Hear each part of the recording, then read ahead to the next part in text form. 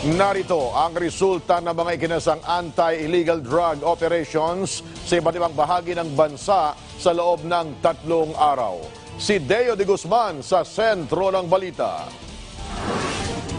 Sa pagpapatuloy ng kampanya kontra illegal na droga, 55 individual ang naaresto sa anti-illegal drug operations na isinagawa ng Philippine National Police at Philippine Drug Enforcement Agency sa loob ng 3 araw. 11 rito ang arestado sa Pampanga, 5 sa Cavite, 4 sa Baguio City, Bulacan at Tarlac at 3 naman sa Batangas, Quezon at Davao City.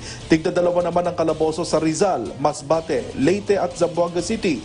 May mga nahuli rin sa Pangasinan, Nueva Ecija, Zambales, Laguna, Sorsogon, Capiz, Negros Occidental, Negros Oriental, Zamboanga del Sur at Cagayan de Oro.